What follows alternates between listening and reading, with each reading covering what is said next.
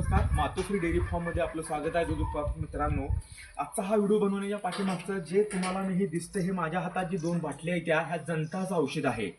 हे औषध वेलेल्या गाईलाही चालतं आणि गाभण गाईलाही चालतं. म्हणजे गाभण आणि विदाऊट गाभण ह्या दोन्ही गायीसाठी चालतं. हे कंपल्सरी गायींना 3 महिन्यानंतर दिलं पाहिजे.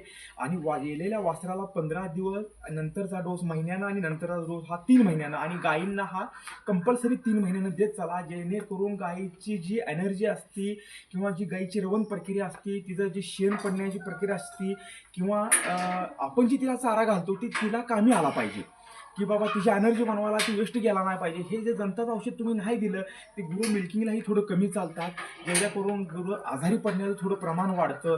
आणि जे शेण असतं ते शेण नेहमी पातळ पडतं. जे शेण व्यवस्थित पडण्यासाठी किंवा गाईचं रुमीन व्यवस्थित चालण्यासाठी रवंत प्रक्रिया ह्याच्यामुळे व्यवस्थित चालते आणि गाईची एनर्जी ही मेंटेन राहते.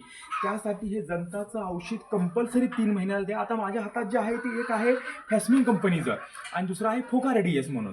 आता मी माझ्याकडे कंपल्सरी 3 औषध वापरतो. एक फॅस्मिन, एक फोकारे DS आहे, हे लिक्विडमधला. हायटेक म्हणून बी येतं ती गोळ्यामध्ये. दुसऱ्याही बऱ्याच कंपनीचं औषध आहे जे गोळ्यामध्ये आणि लिक्विडमध्ये येतं.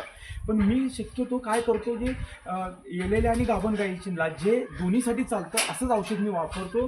आणि हे वापरत असताना लक्षात ठेवा, हे डोस बदलून वापरा. समजा जर आता फॅस्मिन जर तुम्ही दिलं तर नंतर ना फोकारे DS द्या, नंतर ना पुढच्या वेळेस 3 महिन्यांनी दुसरं द्या. असं प्रक्रिया बदलत या आणि औषध बदलत या, जेणेकरून त्याचा रिझल्ट चांगला येतो. आणि हे देताना गाईला उपाशीपोटी द्यायचं आहे, लक्षात घ्या.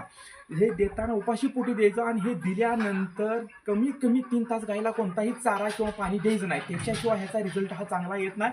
मी देताना नेहमी काय करतो, हे रात्री 2 ते 3 वाजता देतो, कारण आमचा गाईला सकाळचा चारा हा असतो 6 वाजता. त्यामुळं रात्री 2-3 वाजता देतो, जेणेकरून सकाळी 6 वाजता चारा आमचा गाईला रेग्युलर जाईल आणि पाणी व्यवस्थित रेग्युलर जाईल. त्या हिशोबाने देताना तुम्ही हे उपाशीपोटी द्या, जेणेकरून त्याचा रिझल्ट हा गाईला चांगला येईल.